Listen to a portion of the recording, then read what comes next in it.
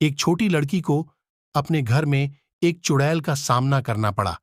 जाने कैसे उसने अपने माता पिता की मदद से अपने डर पर काबू पाया। एक बार की बात है, एक छोटे से शहर में एमिली नाम की एक छोटी लड़की रहती थी। एमिली हमेशा चुड़ैलों और राक्षसों की कहानियों से रोमांचित रहती थी जो उसके दादा उसे सुनाया करते थे। लेकिन उसने कभी नहीं सोचा था कि एक दिन उसे खुद कुछ ऐसा भयानक अनुभव होगा। यह एक अंधेरी और तूफानी रात थी और एमिली घर में अकेली थी। उसके माता पिता एक डिनर पार्टी के लिए बाहर गए थे और देर तक वापस नहीं आए। एमिली ने टीवी देखकर खुद को विचलित करने की कोशिश की, लेकिन बिजली चली गई, जिससे वह पूरी तरह से अंधेरे में चली गई। अचानक उसने अटारी से एक कर्कश आवाज सुनी। वह हमेशा अटारी से डरती थी और इस आवाज ने उसके दिल की धड़कन बढ़ा दी। एमिली ने धीरे धीरे चरमराती सीढ़ियों से अटारी की ओर अपना रास्ता बनाया। जैसे ही उसने दरवाजा खोला, उसने कुछ देखा जिससे उसका खून ठंडा हो गया। कोने में काले कपड़े में एक आकृति खड़ी थी।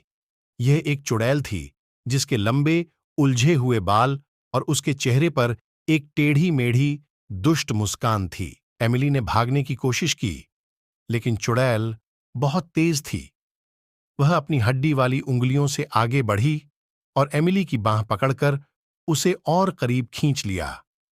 एमिली डर के मारे जम गई, क्योंकि चुड़ैल ने प्राचीन भाषा में जप करना शुरू कर दिया।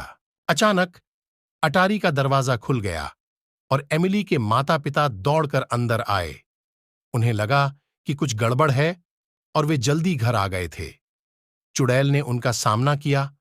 उसकी आंखें गुस्से से चमक उठीं, लेकिन एमिली के माता पिता साधारण लोग नहीं थे।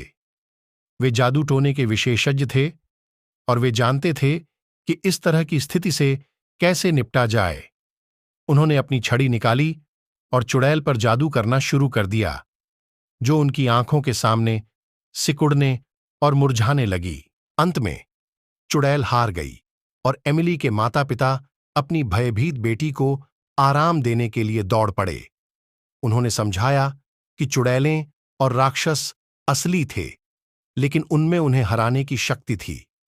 उस दिन से एमिली ने बहादुर बनना सीखा और अपने डर को कभी भी अपने ऊपर हावी नहीं होने दिया। और जहां तक जादू टोना की बात है, उसने उस नगर में फिर कभी किसी को परेशान नहीं किया।